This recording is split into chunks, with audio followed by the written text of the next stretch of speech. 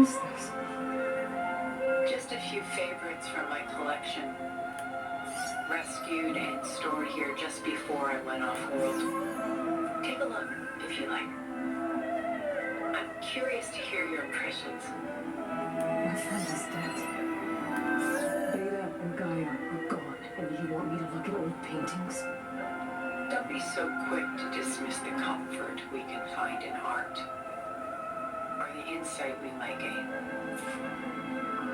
Examine the art optional. Which art? Oh.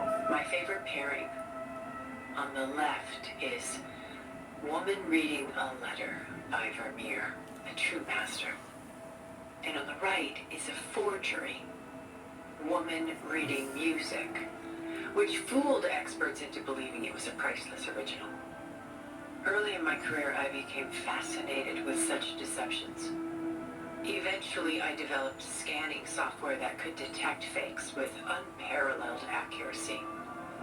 Is that how you made enough money to buy your way onto the Odyssey? Oh no. I made my real fortune later. Selene and Endymion. Oh, I don't think I can show that. Oops. She's the goddess of the moon, whereas he's a simple shepherd. Beside her is the god of love, Cupid. So she's sneaking up on him? More like visiting him in secret. The torch that Cupid bears represents Selene's undying infatuation with him. Though the two must remain apart, her love will forever burn. This is Rembrandt painting Jeremiah, a man in mourning. Mourning what? His home. The ancient city of Jerusalem. He foresaw its impending doom, but could do nothing to prevent it. So instead, he saved its treasures from destruction, just as I saved these works. You could say we're kindred spirits. A portrait of the painter, Rembrandt's son Titus, depicted in the habit of a monk. I don't get it. Why would someone like you, with infinite resources, care about this painting of a boy in a hood? It's not the image itself, but the feeling it conveys. The face is bright and defined, but his eyes are downcast, heavy with misfortune. And the background seems to swallow all light. The painting is infused with a sense of loss. I guess I understand how the painter feels. Rembrandt's The Night Watch, by far the most famous painting my homeland ever produced. It was commissioned to honor a militia made up of influential citizens. I guess you must have been an influential citizen. In my day. But not as influential as you've been in this new world. The Gust, by Willem van de Velde, the most famous of his many maritime paintings. A ship crossing into the unknown. I guess you're familiar with that. Indeed, which is why I appreciate this composition in particular. Though waves and wind threaten to destroy the ship, it perseveres, clinging to the light even as darkness closes in all around it.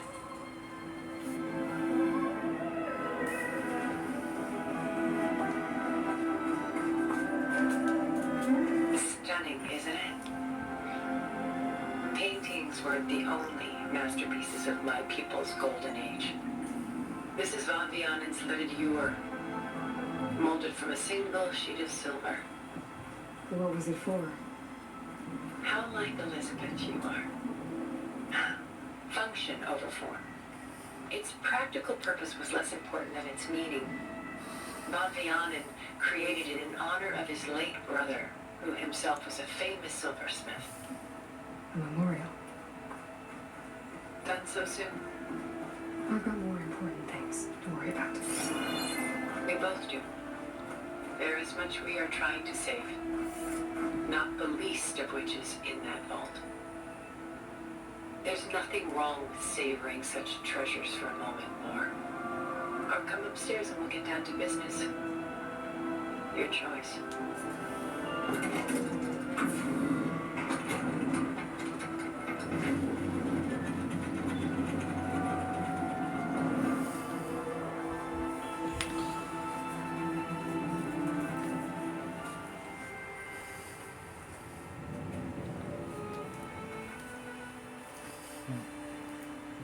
There you are. Feeling better? How did you find us? At the cauldron? And what did you do to everyone right before I passed out? All business, I see. Well, suffice it to say we were keeping a very close eye on Hephaestus, knowing we would need it at some point. Your ruse didn't fool us, and as for my little trick, it was an overload of the senses, accompanied by an energy discharge. Gerard and Eric were only momentarily disoriented due to their shields, but it rendered you unconscious while I got you out. Perhaps some breakfast might steady you a bit?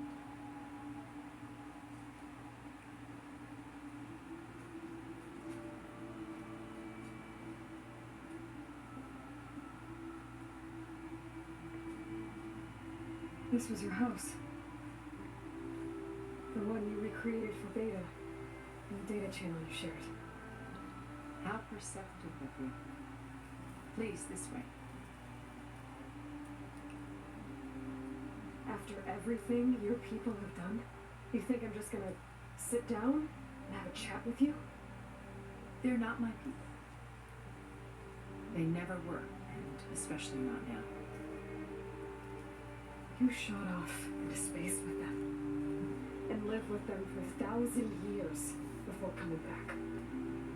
So what made you suddenly turn on them? Quite simply, this. Focus. Wild focus. You repaired it? Oh. That means you've seen. Incredible things. What you've accomplished in 2 decades of life.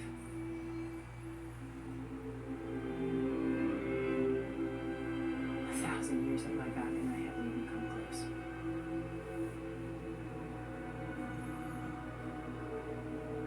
I'm sorry if I invaded your privacy, but I had to. In order to understand. To be enlightened. You truly are Elizabeth's blood. With her drive, her sense of mission, her integrity. Watching all this shamed me for the company that I've kept. Having seen it, all I want is to help you. Even if it means stopping your friends? Especially so. Please, sit down.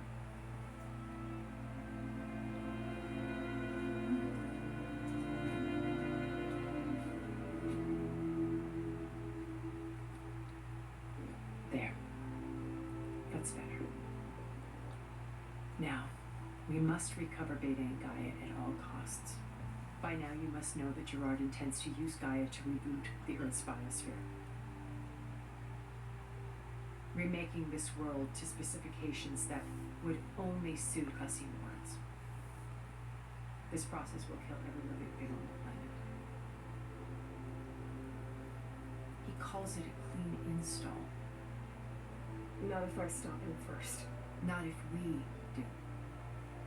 And once he and the others are gone, we can work together to fulfill Elizabeth's dream. I'm sure Beta told you that there's a build of the Apollo database on board our ship. A complete collection of human knowledge. With that and Gaia, we could do everything Elizabeth wanted. Heal the biosphere, educate the people of this world, uplift them. Create the world she imagined. Let's not get ahead of ourselves. From what I've seen, your friends are invincible. I do wish you would stop calling them my friends. And they're not invincible. In fact, a friend of yours has found a way to defeat them. Silence. Oh, he's been a busy bee. building an army powerful enough to crash through Gerard's precious base. Yeah. Bergalva and her rebels. Even now she's preparing a final march on the Tanakh capital. When she wins, she'll have the entire tribe under her control. Hundreds of warriors and machines to throw at the base. She's been doomed. They'll all perish, of course. But it should be enough to break Gerard's defenses and allow Silence to kill him. Along with all the others. Using the new weapon he's developed. Yes, he's found a way to circumvent our shields. Truly an exceptional man. He's planned for everything. Except you and me. You see, while his army is battering down Gerard's doors, you and I will sneak in through a back way, one that only I know about. While Silence and my friends are busy battling each other, we'll take back Beta and Gaia. I told you I want to help you. I mean it.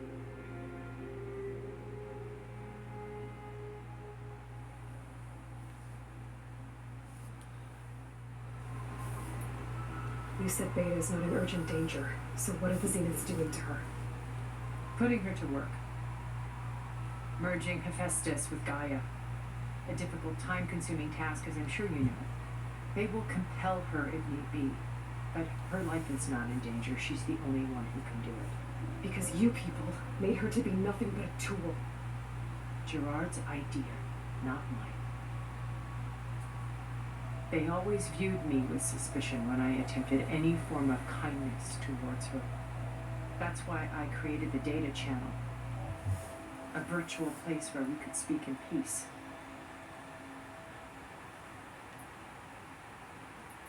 My old focus. How did you find it, let alone repair it? When we encountered you at the Hades Proving Lab, Gerard saw you as a redundancy. I knew better. You were a revelation. After your dramatic escape, bravo, by the way. Gerard and Eric assumed you were dead and gave up the hunt. I wasn't so sure. When the others were busy, I returned to the lab and searched for any trace of you. That's when I found this little treasure. Not easy to repair, but certainly worth the effort. As I watched your life unfold, you were like a splash of color on a worn canvas. What Liz was, and more. Did you show it to the others? Of course not. It was your actions that inspired me to defy them. It's worth noting that if I hadn't found it and watched its contents, I wouldn't have known to save you at the cauldron. You'd be dead. So I should be grateful? If you like.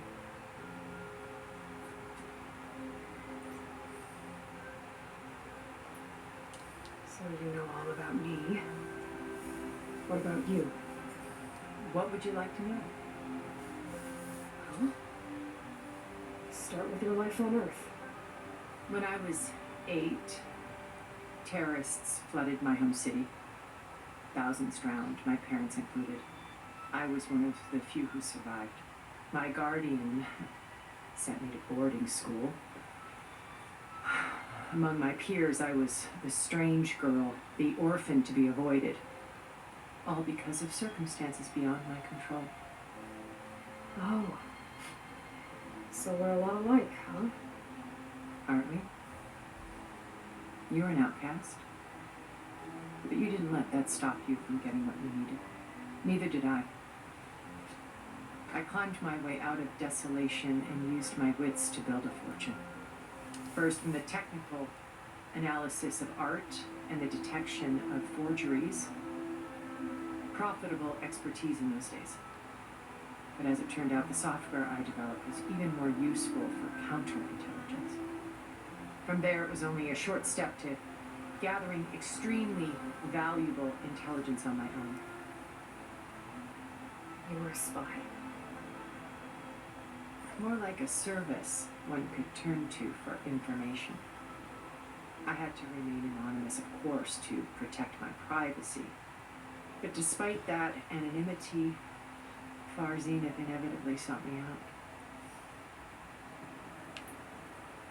So this channel you shared with Beta, none of the other Zeniths ever found out about it. Gerard believes he's the most cunning of all of us. Even after 1,000 years, he still can't imagine that I would outwit him. The channel allowed me to interact with Beta away from their mistrustful eyes. It offered us a chance to be ourselves. Until you cut off all contact. Yes, though it pained me. I was worried that our meetings would do her more harm than good. She felt like you tossed her aside. I was afraid the others would find out and punish her. She may not have had the comforts of friendship anymore, but at least I ensured she was safe. I know it seems harsh, but you must believe that her well-being has always been paramount to me. What happened when 4 Zenith approached you? They painted an irresistible vision of humanity's future. One where we need not fear illness or death, where we explored the furthest reaches of the stars and thrived. It was only later that I realized that they only intended to bequeath this future to the rich and powerful. At the time I finally figured it out, the walls were closing in, Faro's machines were devouring the Earth. So I accepted Farzenith's invitation to a birth on the Odyssey. I wanted this to come, but she had no other plans as she well now.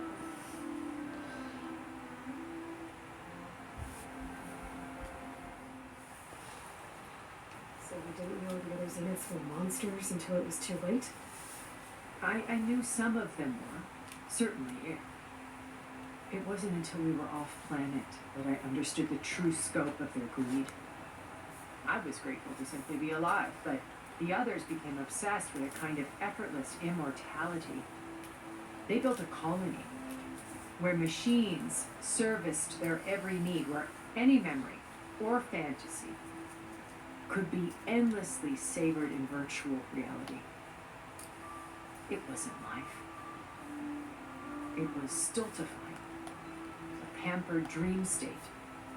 As the decades passed, I withdrew more and more, alone yet again, but this time with eons to consider my mistakes. Now finally, having met you, I feel like I have a second chance. To do what? Help you, of course. To fulfill Liz's dream, which isn't so different from Farzenith's original vision. A better future for humanity.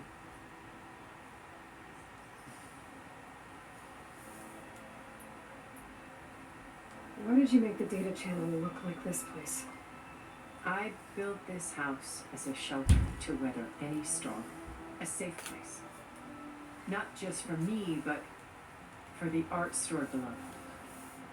Cultural artifacts of incalculable value. Truly some of the greatest achievements of human civilization. And you wanted Beta to see them? Yes. Her upbringing was so cold and technical. I thought if she could experience Vermeer and Rembrandt, it would bring something else into her life. A heritage every bit as valuable as the scientific and technical data being drummed into her. I'm sorry I had to cut off contact, but I'll never regret sharing this house with her. She needed its shelter even more than I did.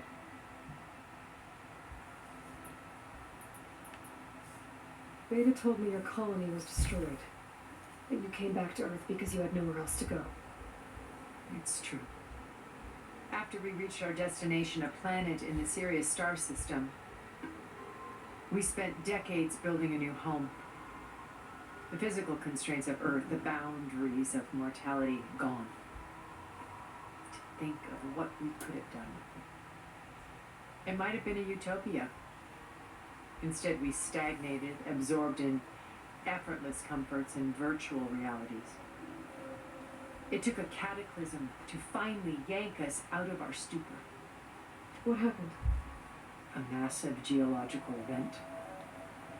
We knew of instabilities in the planet core, but we underestimated them. By the time the collapse was upon us, it was too late to stop it. Only a few of us made it to the ship in time. We set course for Earth, the only safe harbor left to us. which you decided to make unsafe for anyone else. Not me. Gerard. He believes it's better to wipe the canvas clean than work around the smudges.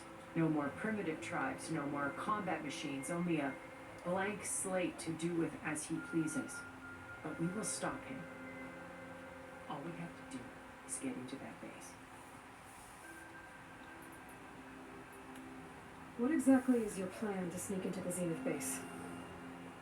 We will make use of a lesson I learned from an early age. Always know your exits. In this case, a place where Gerard's new construction meets the ancient foundation, a passage that only I can access. When Silence flings his army at the base, we will enter through this back door, bypassing most of the fighting. The distraction will provide us with a window in which to rescue Beta and Gaia. Once we're inside the base, where will we find Beta and Gaia? Here in the command center. By then, Gaia will have been reunited with all of its subordinate functions, including Hephaestus. What about the alpha build of Apollo on your ship? A simple matter of recovery once the others have been dealt with. With that in hand, we'll have everything we need to make this world as it should be. How do you know about Silence's plan? He isn't the only one adept at spyware. You hacked his focus? No, he's too careful for that. But his subordinates? Not so much. He gave additional focuses to the tribals he branded the Sons of Prometheus. The ones working with Regala. By tapping their focuses, I learned about most of his dealings. The distribution of override technology, the arming of Tanakh rebels, and the secret pact with Regala to attack Gerard's base. But how did he come up with a weapon that can take down your shields? That's the one thing I haven't been able to figure out, but however he did it, I'm quite certain it will work. With it in the Tanakh army, victory seems to be within his grasp. Such a shame he'll be disappointed. Regala's only interested in killing Hikaru and waging war on the Karja. What does she have to gain by attacking Zeniths? It's the price she must pay for her war. Without the ability to override machines, her little rebellion would have languished in the desert. So she trades with the Sons of Prometheus. Machines to help her overthrow Hikaru. In exchange for an assault on the base. Pride has deluded her into thinking she can actually survive such a battle. And all without ever knowing who the Sons of Prometheus really answer to. Yet for all of Silence's brilliance, still he underestimates you. That blind spot is what will allow us to take Beta and Gaia right out from under him. While hundreds of Tanakh were cut down outside.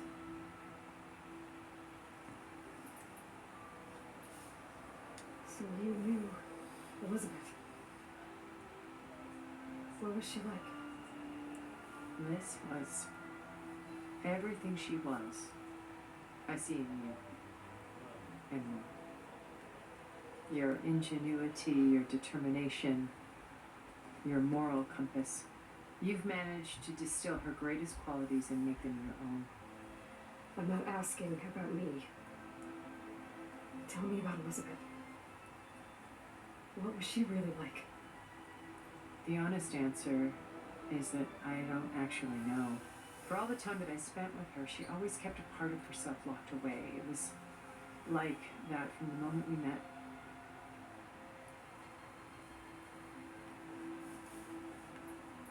So when you met Elizabeth, she was what? Distant? Aloof? Not aloof. Not exactly. It was a summit in Paris about machine learning, a touchy subject in those days, because regulatory authorities were just starting to clamp down on AIs. Liz gave the keynote address. She had already achieved great renown for her work in automated environmental reclamation. But in her address, she was just starting to imagine the next step, an AI-driven system that wouldn't just act on its programming, but actually take responsibility for its sphere of influence. To care about life, not just follow orders. Revolutionary stuff. I was fascinated. And I wanted to meet her for a long time. I watched her after her talk. She had spoken with such moral authority, such empathy. But after that, she retreated. I could tell she felt uncomfortable with all of her admirers. It was as if giving the talk had cost her something. I didn't want to be a pest, so I planned my approach carefully.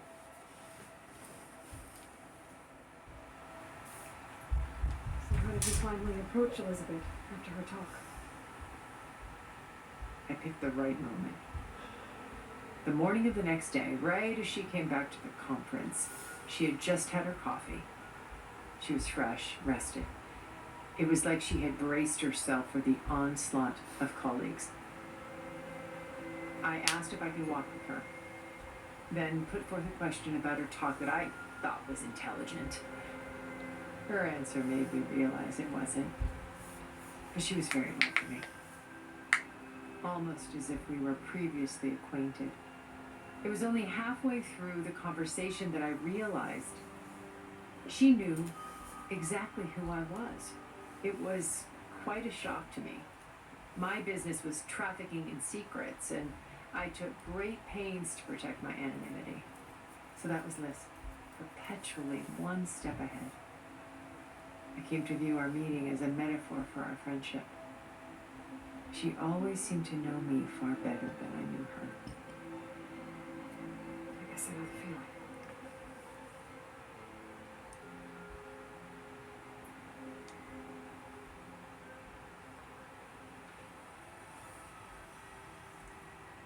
First Farm.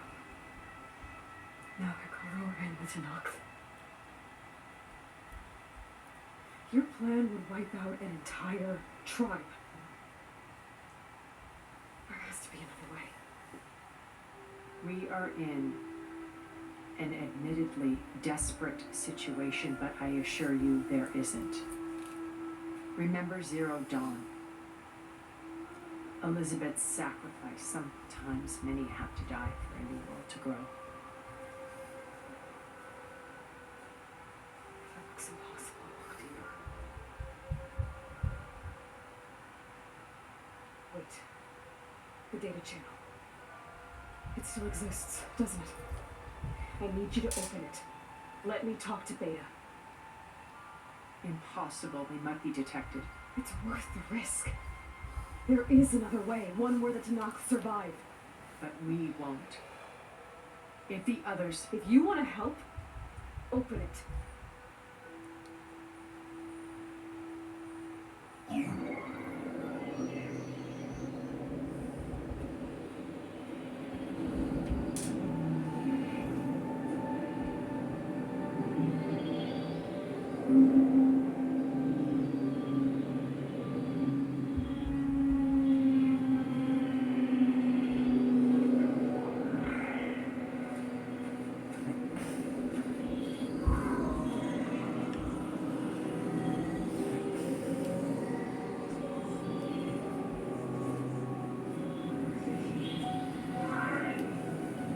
What are they doing to her? Virtual reality dissociation. The manual merge of Hephaestus will take hours upon hours of tedious micromanagement.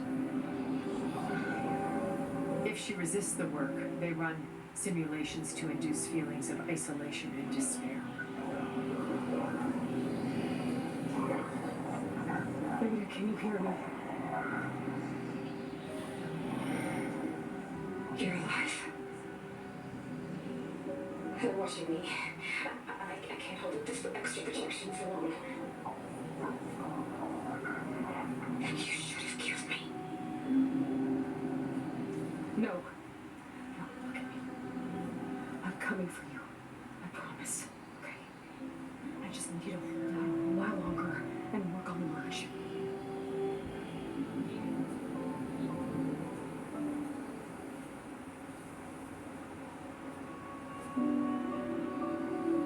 I think it can be done.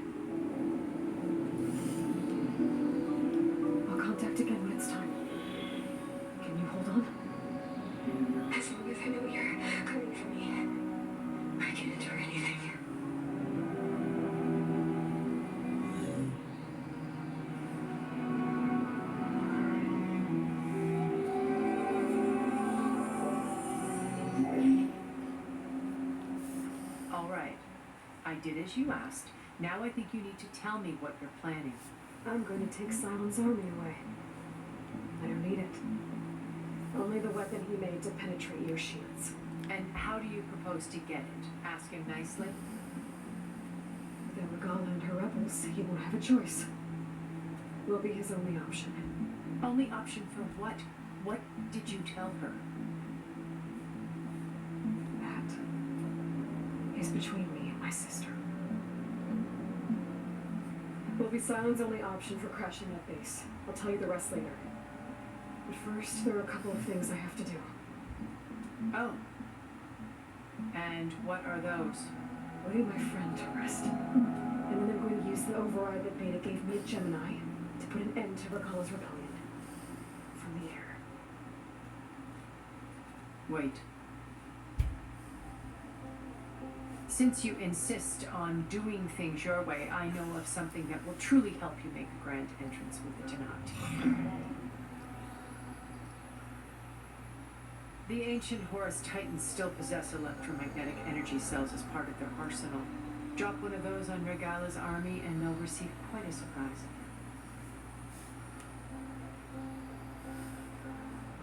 So go, do what you must. I'll come to your base if you manage to bring silence to the table. Not if. When.